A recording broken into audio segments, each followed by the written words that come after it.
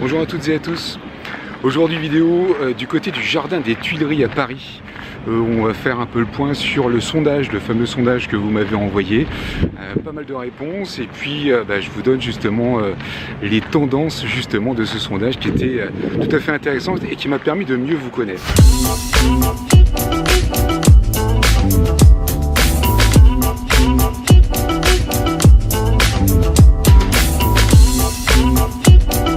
Voilà, j'ai trouvé une petite place tranquille. Il y a plein de petites chaises qui se baladent comme ça au jardin des Tuileries. Puis on prend sa petite chaise et on s'installe et on se met soit au bord d'une pelouse, au bord là-bas un peu plein. Je sais pas si ça se voit, mais il y a des plans d'eau en fait avec des jets d'eau, etc.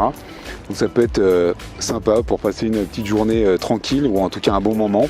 Au soleil quand il y en a, là ça va être le cas. Il y aura peut-être des différences de luminosité au cours de la vidéo parce que comme je me suis mis plein soleil, il peut y avoir de l'ombre aussi. On verra de toute façon. Bon, en tout cas, merci infiniment pour toutes celles et ceux qui ont répondu au questionnaire que je vous avais proposé. Il y a eu 36 personnes au total. 36 personnes qui ont répondu. Et dans les 36 personnes, eh bien, il y a 77% de femmes.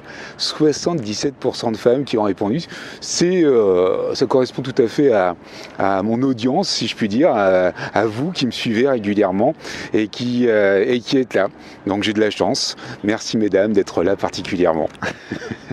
Alors, dans ce sondage, vous avez posé une question également, votre tranche d'âge. Il se trouve qu'il y a 41% qui ont entre 40 et 50 ans, dans les 35 personnes qui m'ont répondu. Après, il y a 19% qui ont entre 40 et 60 ans.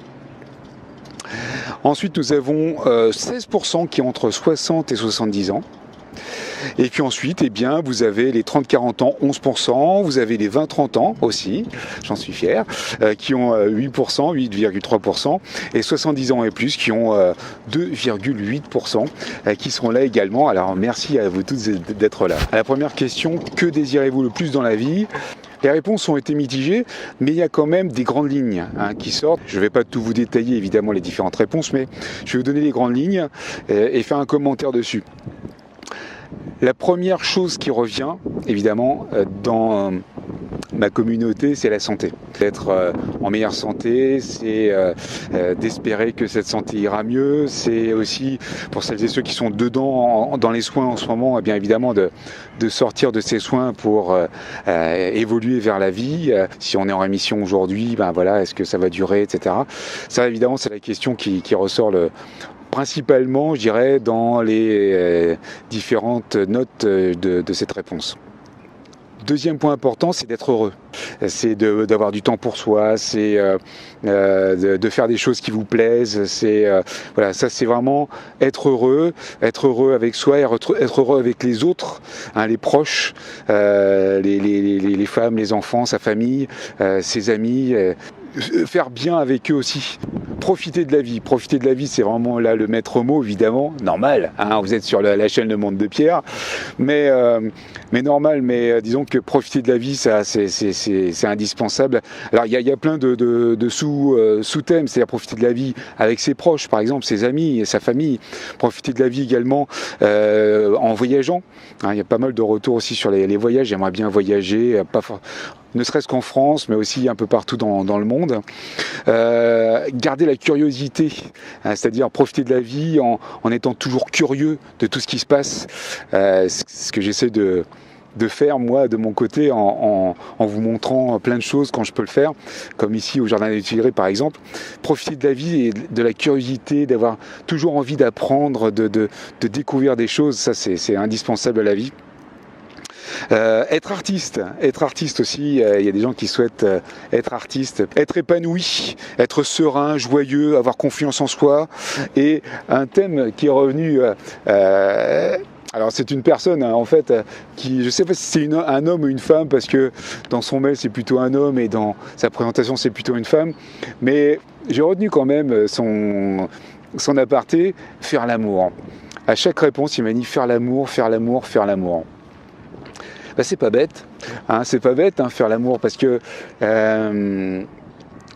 faire l'amour dans tous les sens du terme, faire l'amour physique, bien sûr, mais faire l'amour, donner de l'amour, donner de l'amour, recevoir de l'amour, ça c'est énorme, c'est énorme. Et ça, je pense que c'est un peu sous-jacent à toutes les réponses que vous avez données. L'amour fait partie intégrante de la vie, hein, finalement, que l'on souhaiterait avoir avec tout ça et avec de l'amour. Alors faites l'amour, bien sûr, dans tous les sens du terme. Et c'est un terme d'ailleurs qu'on n'a pas trop abordé dans les vidéos, de faire l'amour et justement eh bien, le désir, etc. Il faudra y penser prochainement. La deuxième question que je vous posais, c'est quelles sont vos principales frustrations quotidiennes ?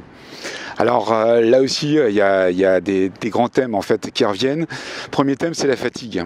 Évidemment lié à tous les traitements qu'on a pu avoir et par rapport aux maladies évidemment qu'on peut avoir, le cancer en règle générale. C'est vrai que la fatigue revient très fort parce que ça empêche de faire pas mal de choses et en particulier pour les activités physiques.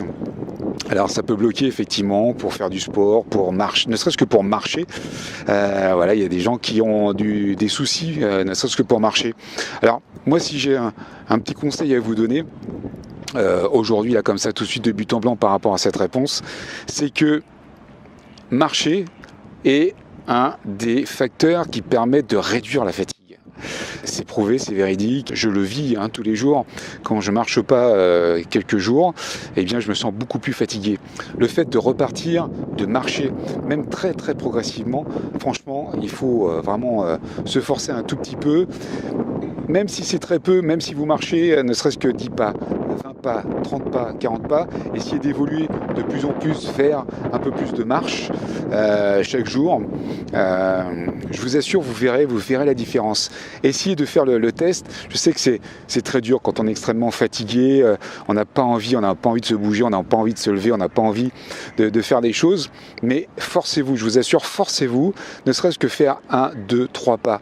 Et vous faites, chaque jour vous faites un pas de plus, chaque jour vous faites 10 pas de plus, chaque jour vous faites 30 pas de plus, 50 pas de plus, jusqu'à de plus en plus, et vous verrez, ça marche. Regardez mes vidéos sur la chaîne Le Monde de Pierre, j'avais fait un défi marche qui était vraiment super et auquel beaucoup de gens avaient participé. Franchement, ça vaut le coup, forcez-vous à marcher, ça vaut le coup, vraiment. Puis les douleurs liées à la maladie, liées aux effets secondaires également. Je ne peux rien vous dire comme ça de but en blanc parce que évidemment je ne peux pas évaluer, et je ne suis pas médecin, je ne peux pas évaluer tout de suite le degré de douleur. Je vous avoue que pour parler de mon cas personnel, moi aussi j'ai des douleurs. J'ai des douleurs de dos, j'ai des douleurs de pieds, de paresthésie, j'ai des douleurs des acouphènes, j'ai des douleurs au niveau des yeux, au niveau de l'œsophage, au niveau j'ai des crampes, très souvent. Je vais pas énumérer tous les problèmes que j'ai, ça n'intéresse personne et c'est pas ça qui compte. C'est juste pour vous dire que si vous prenez un objectif justement qui va contre la douleur, le fait de marcher par exemple, la marcher aussi permet de diminuer les douleurs. Vous allez vous concentrer sur cet objectif et finalement vous allez atténuer l'attention que vous avez sur en l'occurrence vos douleurs. Et donc si vous mettez tout l'accent sur votre objectif, votre cerveau sera focalisé là-dessus et forcément il y aura moins d'attention sur les douleurs et vous sentirez moins vos douleurs. Et elles seront toujours là, on ne peut pas faire disparaître les douleurs, et peut-être qu'elles disparaîtront, j'en sais rien. En tout cas, il y aura moins de focalisation là-dessus, et vous aurez la possibilité d'agir et d'oublier légèrement ces douleurs. Pour des gros thèmes comme ça, j'essaierai de faire des vidéos un peu plus tard, qui vous permettront peut-être d'avoir des réponses, et je vous dirai exactement ce qui a marché pour moi, et peut-être que ça marchera pour vous, je vous souhaite en tout cas. Autre thème qui revenait, donc, quelles sont vos principales frustrations ? C'est le manque de motivation, le manque de confiance en soi, le fait de ne pas oser faire les choses, que ce soit d'ailleurs au niveau personnel et au niveau professionnel. Au niveau personnel, d'aller voir les autres, de rencontrer du monde, de discuter avec plein de gens, justement pour renouer en fait un lien social avec les uns et les autres pour justement sortir complètement de la maladie. Ce que j'essaie de faire dans mes différentes vidéos, c'est de pouvoir vous guider vers les choses qui sont intéressantes et qui vous permettent de sortir de la maladie. N'hésitez pas à sortir, aller à des conférences, aller à des rencontres, rencontrer du monde, voilà, des associations. N'hésitez pas à sortir, à avoir une vie sociale, ça c'est hyper important. Mais la motivation, il faut l'avoir, vous l'avez, j'en suis sûr au fond de vous, il suffit de vous pousser un tout petit peu et ça marche. Niveau professionnel, en fait, vous n'avez rien à perdre. Si vous êtes en période de soins, ou si vous sortez de la période de soins, ça y est, vous êtes en rémission, vous voulez reprendre le travail, vous n'avez pas envie de reprendre forcément le même travail qu'avant, ben c'est pas grave. Eh bien, vous prenez le temps, vous réfléchissez, vous dites qu'est-ce que j'aimerais faire. Vous savez, les vidéos que j'ai fait précédemment, c'est pas anodin.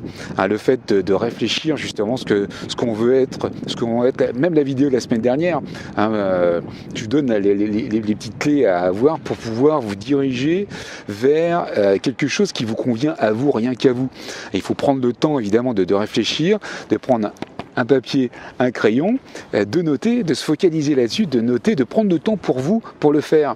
Alors vous allez me dire, oui, mais moi j'ai pas forcément le temps parce que j'ai ça à m'occuper, il y a les enfants, il y a la famille, Prenez le temps, il faut prendre le temps. C'est votre vie qui est en jeu, c'est pas celle des autres.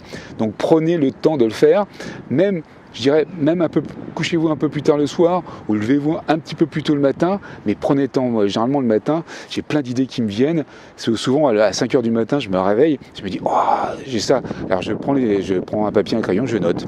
Et comme ça, j'ai les idées qui me viennent, mais il faut prendre le temps pour vous, pour savoir exactement ce que vous voulez faire et oser et y aller, avoir la motivation pour le faire. Vous l'avez, au fond de vous, vous l'avez. Donc il faut le faire. On a des regrets de sa vie d'avant. Alors, effectivement, après une longue maladie par exemple, après un choc, après un laps de temps long sans travailler, une dépression, enfin plein de choses comme ça, on n'est plus pareil qu'avant parce qu'on ne voit pas les choses de la même façon, forcément.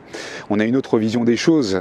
Et surtout, on a des capacités qui sont différentes. Surtout si on a subi des soins par rapport à la maladie a pu faire des dégâts, les chimios aussi ont pu faire des dégâts, et on n'a pas les mêmes facultés d'avant.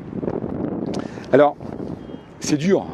Sur le moment, c'est dur de se dire oui, je ne serai plus jamais pareil qu'avant, je suis pas le même homme qu'avant, je suis pas la même femme qu'avant, j'ai pas les mêmes capacités. Mais au fond, il faut voir le côté positif, c'est-à-dire que d'accord, on n'est pas pareil, c'est pas grave. On va apprendre à vivre autrement pour apprécier d'autres choses. Ces choses-là qui sont vitales finalement pour soi et qui vont vous permettre d'avoir du plaisir dans ce que vous faites. Donc c'est une période d'apprentissage. Regardez, prenez les personnes qui ont eu un gros handicap et qui sont devenus champions olympiques. Ils ont été contre leur handicap, ils ont agi avec leur handicap plutôt, et ils sont devenus des champions olympiques pour la plupart, des champions du monde, des champions de tout ce que vous voulez, avec leur handicap. Ils ont bravé en fait justement tous les obstacles en fait qu'il pouvait y avoir avec leur handicap. Ils en ont fait un atout et ils sont devenus champions. Alors c'est pas fait évidemment comme ça, mais ils ont travaillé, ils ont combattu, ils ont contre leur corps peut-être, contre leurs idées, mais ils y sont arrivés, ils sont champions olympiques, les gars. Alors vous aussi soyez champions olympiques. Il suffit en tout cas de prendre conscience des choses, d'évaluer évidemment ce que vous pouvez faire aujourd'hui, et par rapport à ce que vous pouvez faire, eh bien, allez dans cette direction pour vous focaliser là-dessus et profiter de la vie en conséquence. Alors évidemment, ça se fait pas comme ça, on est d'accord, ça se fait pas comme ça, on prend le temps de le faire, mais on le fait. Le manque d'argent, ça revient vraiment souvent. Le manque d'argent, parce que quand on est malade, quand on a un souci, on s'arrête comme ça, forcément. L'argent va pas avec, forcément, puisqu'on travaille plus la plupart du temps. Et donc, on est tributaire en fait des aides que nous donne l'État. Et heureusement que l'État est là pour nous donner des aides, parce que en France, on a plutôt de la chance dans ce domaine-là. Donc l'argent est très, très important évidemment parce que c'est une preuve sociale, 2, effectivement, si on n'a pas l'argent, on ne peut pas faire grand-chose, on est d'accord. J'ai fait une vidéo il y a quelques semaines déjà à propos bien de son pouvoir d'achat, pour pouvoir augmenter son pouvoir d'achat. Alors dans les thèmes que j'ai abordés justement dans cette vidéo, je vous la mets là, il y a des points sur lesquels je voudrais prendre le temps de faire des formations bien précises qui vous permettront pas à pas de pouvoir créer quelque chose et de pouvoir gagner de l'argent grâce à Internet. Et je vous assure que c'est tout à fait faisable et plausible et que chacun peut vraiment y arriver. Donc regardez bien cette vidéo, ça peut vraiment vous intéresser. Et moi, si dans tous ces thèmes-là, vous avez des choses qui vous tiennent à cœur, je vous aiderai à y arriver en vous créant des formations bien spécifiques là-dessus. Donc notez bien ça. Et croyez-moi, il y a vraiment moyen de gagner de l'argent sur Internet aujourd'hui. Il y a plein de possibilités. Il faut se donner les moyens, évidemment, de le faire. Mais c'est faisable, plausible pour chacun d'entre nous. Alors évidemment, il y a faire l'amour qui revient toujours. Alors faisons l'amour, alléluia, faites l'amour, pas la guerre. Alors, à la question, avez-vous pensé à changer de vie ? Avez-vous pensé à changer de vie ? Eh bien, il y a 70% qui, oui, ont répondu oui. Et il y a donc 30% qui ont répondu non. Alors, dans ces 30% qui ont répondu non, c'est super parce que ça veut dire que vous avez vraiment trouvé votre voie et que vous êtes à fond dedans. Profitez-en, développez tous vos bons moments et profitez de la vie au maximum. Pour ceux qui veulent changer de vie, des 70 autres pourcents, voilà, on va voir en détail les réponses que vous avez données également à la question. Mais ça veut dire que si vous avez envie de changer de vie, c'est qu'il y a un souci. Pour vous particulièrement, là j'ai encore des idées à vous donner, plein d'idées à vous donner pour changer de vie. Donc il y a la question, que vous manque-t-il pour arriver à changer de vie ? Le premier point, c'est le courage. Le courage de franchir le pas. Les sous-problèmes qui émergent évidemment de ça, en particulier, c'est la peur. Peur de la santé, évidemment, ça revient un petit peu aux questions précédentes. Est-ce que j'aurai la possibilité de changer de vie tout en étant malade, ou encore si je suis en rémission et puis si ça revient, etc. Donc c'est la peur de le faire. Alors moi j'ai envie de vous dire, ne vous posez pas la question parce que ça on ne peut pas savoir. Nul ne peut savoir si ça reviendra ou pas. Et je peux vous dire même que les gens qui sont à côté de moi, qui sont en bonne santé, on ne sait pas du tout de demain de quoi sera fait leur futur, tu vois ce que je veux dire. Il suffit qu'ils traversent la rue, c'est terminé, il y a une voiture qui passe, c'est terminé. Donc ne vous posez pas la question, si vous avez envie de changer de vie et de faire ce qui vous plaît, allez-y, changez de vie, foncez. La deuxième peur en fait qui apparaît, c'est la peur que ce soit pire. La peur que ce soit pire. Ça ne peut pas être pire. Si vous êtes dans l'attente que ça change, ça ne peut pas être pire. Donc allez-y, n'hésitez pas, franchissez le pas, vous n'avez rien à perdre. Vous êtes dans une attente en fait de se dire, il faut que je change de vie. Ça peut pas être pire. Et si c'est pire, vous recommencez. Vous voyez ce que je veux dire ? Moi je pense que ça doit pas être un obstacle, le fait d'avoir peur que ce soit pire. La peur en fait n'évite pas le danger, si je puis dire. Donc si vous ne franchissez pas le pas, vous ne pourrez jamais savoir en fait. Deux jours dans la section courage, il y avait les obligations de la vie. C'est-à-dire que vous n'avez pas le courage de changer de vie à cause de vos obligations de la vie de tous les jours. Alors ça c'était surtout les gens qui sont actifs au jour d'aujourd'hui, qui m'ont répondu. Qui sont, je dirais, un peu métro, boulot, dodo, c'est un peu ça. La vie de famille, liée au travail, liée aux obligations de la vie de tous les jours, à la maison par exemple, et aux obligations, je dirais, que vous avez de tous les jours avec, tout ce que vous avez mis en place, le sport, les copains, les amis, etc., etc. Moi, je pense que si vous avez vraiment envie de changer de vie, il faut prendre ce temps. Il faut prendre ce temps pour vous. Prendre ce temps, vous calez un temps. C'est-à-dire, dans la journée, chaque jour, vous vous calez 1 heure. 1 heure que vous réservez pour vous. Alors c'est sûr que c'est facile à dire comme ça parce que y a ça qui s'enchaîne, il y a ça, un autre truc qui s'enchaîne, les enfants, les petits déjeuners, machin. Après on part au boulot, après on revient midi, il faut faire à manger, la vaisselle, machin, faut repartir. Vous voyez ce que je veux dire, le rythme de vie. Mais là, il faut se dire, non, là, de telle heure à telle heure, c'est pour moi. Si vous ne prenez pas de temps pour vous, c'est que vous n'avez pas de respect pour vous. Parce que vous ne vous octroyez pas un temps spécifique rien que pour vous. Donc ça, il faut le prendre, il faut le forcer ce temps-là. Ça peut être une heure n'importe quand dans la journée, mais vous la prenez cette heure tous les jours, rien que pour vous. Il faut se forcer. Tant pis si ça gêne un peu les autres activités. Vous êtes moins à l'heure pour faire, je sais pas, une autre que le repas soit à telle heure au lieu d'à telle heure. Eh ben c'est pas grave, il sera un quart d'heure, une demi-heure plus tard. C'est pas très grave. Hein. Mais prenez le temps pour vous. Je vous dis, le matin de bonne heure, ça c'est super parce qu'on a plein d'idées fraîches. Ça peut être le soir, tard aussi quand tout le monde est couché, de se prendre une heure comme ça, ou une heure le midi, par exemple, quand vous mangez tranquillement tout seul, dans un petit coin tranquille, pour pouvoir réfléchir et noter toutes les bonnes idées qui vous viennent pour pouvoir changer de vie et ce que vous allez devoir faire.